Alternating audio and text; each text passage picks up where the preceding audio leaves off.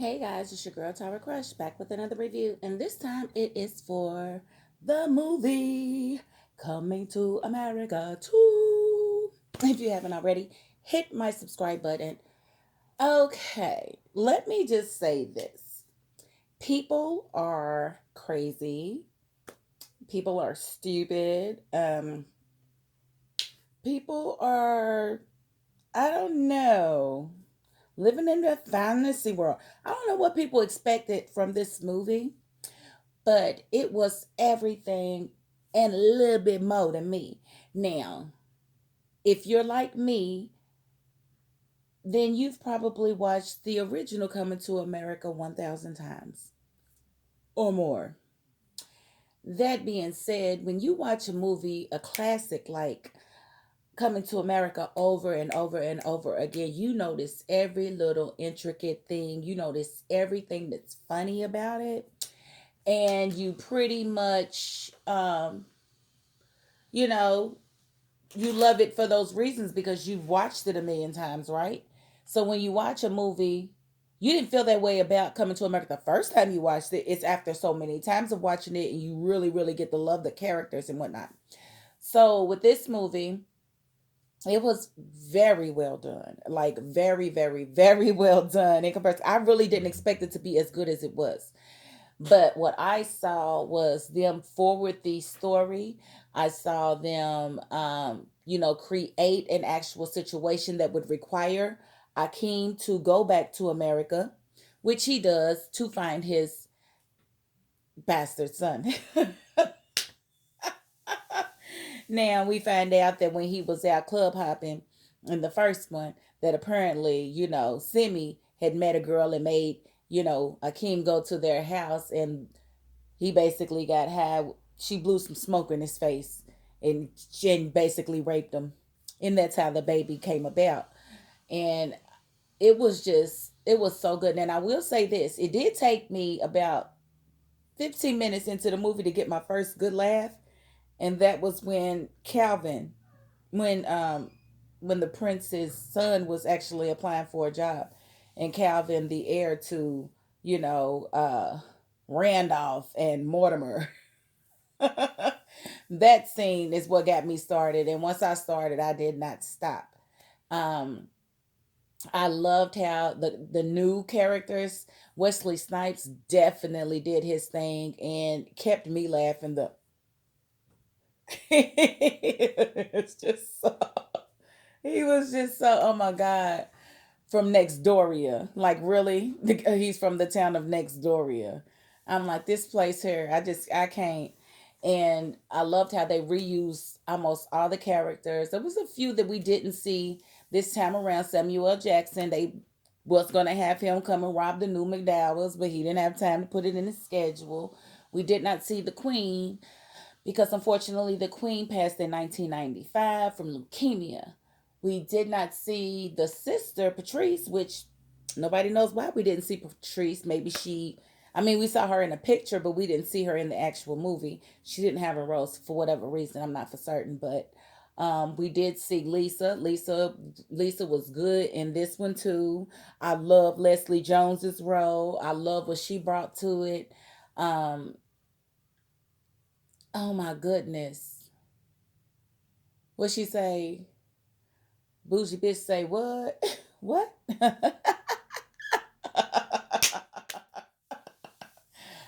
I don't know, it was good on so many levels, and I feel like people had, I don't know what their expectations were, but this one, it left nothing to be desired. I mean, now some people don't like the performance of, Eddie Murphy's heir, but I think he did what he was supposed to do. He was not supposed to be regal in that way. He was supposed to be really street and hood. And I liked how it all played out. I didn't really believe him when he overheard the conversation and he was like, "Well, I'm leaving with my woman." I didn't really believe that. Like he was really mad over that conversation, but other than that, the consistency of the movie definitely spoke to me. The way they used all the old characters, they brought back the barbershop characters, and they were hilarious. I think Arsenio Hall's barbershop character was probably one of the funniest in this movie. I mean, it's like they literally try to incorporate so many pieces from the original coming to America. If you don't appreciate it, then I'm sorry, you're a hater. I'm sorry. Because this was so well done. The costumes, the hair, um, the script, the dialogue, everything was just so well done, and it was not as predictable as you would expected it to have been. Certain things were predictable, like when he was telling his mom, these three ladies want to give me a bath naked, and she was like, "Oh, it's just new. Go ahead and try it, baby." I kind of knew it was somebody in the water, but everything wasn't predictable like that, and I just really, really, really enjoyed it. Tiana Taylor was beautiful as the new hop on one leg chick, because basically that's who she was going to play in an arranged marriage. And the part to the story is basically the king who was still alive decided that he wanted to have his funeral while he was still alive. I said, that's an idea right there. Let me go on and have my funeral while I'm still alive so I can see who show up, who's late, who's faking like they really cared about me. I might do that. And then, just have a burial once I'm gone. We've already done the funeral. We already know what's what. It's already been done. She was able to. Then just drop me on in the ground and I'm. But yeah, the I thought that was cute how and then he died at the funeral. It was like, oh, real deal. He said, I think I'll die now. And he was like, oh, no, father, no. He was serious. He was gone. And I kind of knew that that was going to happen when it was just so spectacular and big and beautiful. And he was just captivated by the sights of it.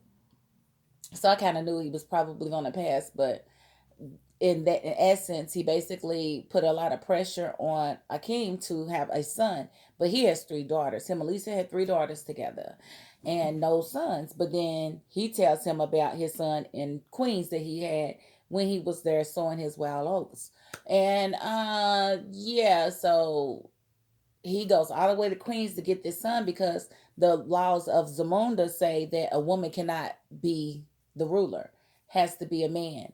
And so he has three daughters, one that has trained her entire life to take over the kingdom, even though she couldn't be the ruler, but her husband could be if she got married.